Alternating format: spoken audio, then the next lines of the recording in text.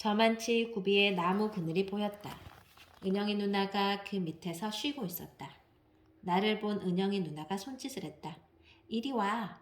나는 고개를 저었다. 다른 사람이 손짓했다면 당연히 쉬었을 테지만 은영이 누나한테는 멋진 모습을 보이고 싶었다. 앉아있는 은영이 누나가 조금씩 멀어졌다. 또 다른 구비길이 나왔다. 살짝 뒤를 돌아보니 은영이 누나가 보이지 않았다. 나는 자전거를 세우고 잠깐 숨을 돌렸다. 야호! 저 위에서 쉬고 있는 동혁이 형이 나한테 손을 흔들었다. 나는 물을 한 모금 마시고 다시 출발했다. 한참을 오르자 저 멀리 앞서가는 상욱이 아저씨가 보였다. 상욱이 아저씨의 누워 타는 자전거는 경사진길 오르기가 힘이 든다고 했다. 그래도 아저씨는 꾸준히 페달을 밟았다. 간격 좁히기가 힘들었다.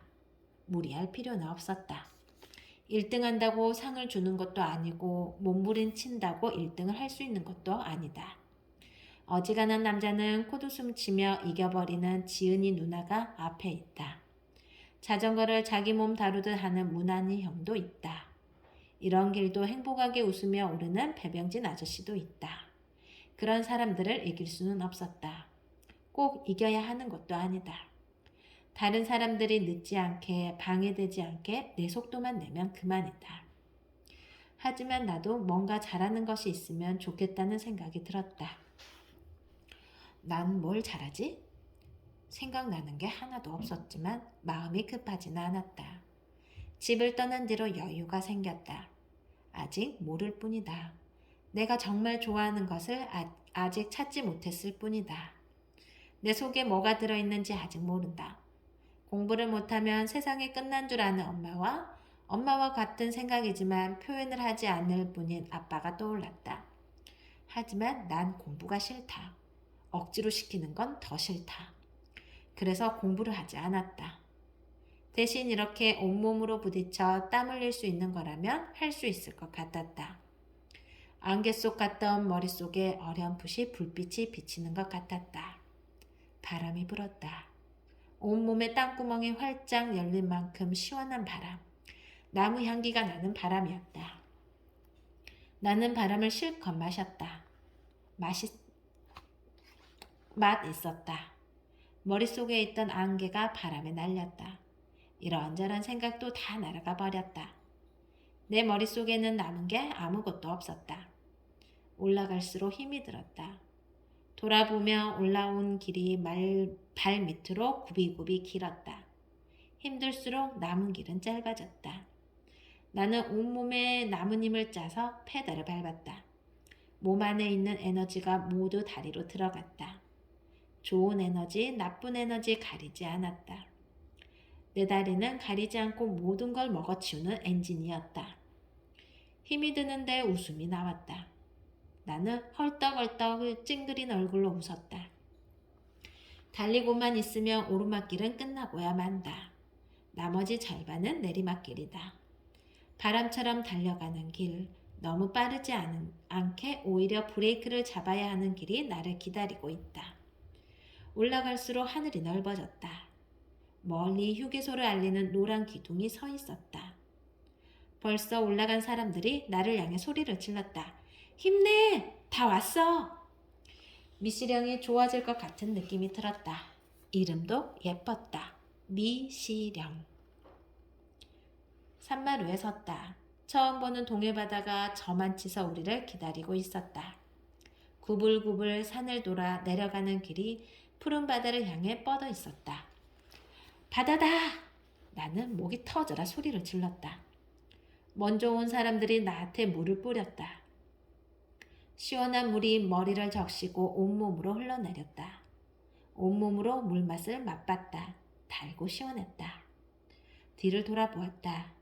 기듯이 천천히 올라오는 사람들이 보였다. 나는 손을 모아 고함을 질렀다. 다 왔어요! 한 명씩 우리 앞에 도착했다. 이제 끝난 거야? 희정이 누나가 눈물을 글썽이며 물었다. 은영이 누나가 희정이 누나를 안았다. 둘은 바다를 바라보며 울었다. 꼴찌는 영규 아저씨였다. 영규 아저씨는 우리가 한참을 쉰 다음에야 자전거를 끌고 올라왔다. 당장이라도 숨이 막혀 죽을 것 같았다. 미시령이라고 한자로 써진 돌 앞에서 기념 촬영을 하고 간식을 먹었다. 지금부터 끝날 때까지 오르막길 없습니다. 만석이 형이 말이 끝나자마자 다들 환성을 질렀다. 자전거를 타고 한여름의 내리막길을 달리는 것처럼 행복한 게 또 있을까? 우리는 신나게 달리고 또 달렸다. 나중에는 브레이크를 잡는 손이 아팠다.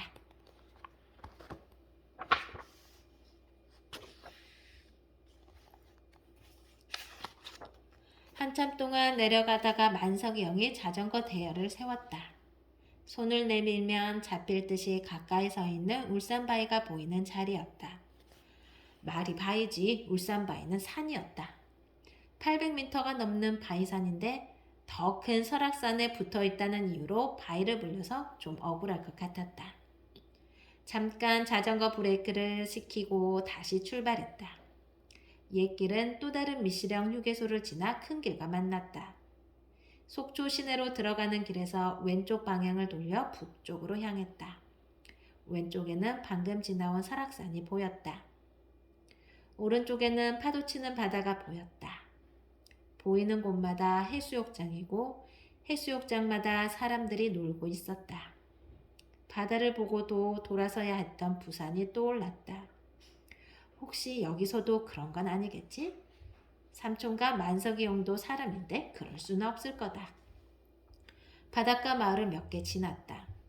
큰 길에서 갈려 나가는 작은 길이 나오자 만석이 형이 손가락으로 작은 길을 가리켰다. 작은 길을 가다가 언덕 밑으로 나 있는 더 작은 길로 들어섰다. 길은 마을과 바다 사이에 경계선처럼 뻗어 있었다. 길 옆으로 깨끗한 모래밭이 보였다. 2층 건물 앞에서 자전거가 멈춰섰다. 간판에 광수 짬뽕이라고 써 있었다. 가게 앞에 두 사람이 서 있었다. 주방장 모자를 쓰고 턱에 회색 수염이 가득 난 아저씨는 팔짱을 끼고 있었고 자전거 헬멧을 쓴 키 큰 누나는 환하게 웃으며 박수를 쳤다. 만석이 형이 그 둘한테 인사했다. 삼촌이 차에서 내려 말했다. 오늘은 여기서 잡니다. 저녁 먹을 때까지 자유시간입니다. 와! 우리는 자전거를 세워두고 바닷가로 달려갔다. 뒤에서 삼촌이 외쳤다. 저녁은 짜장면!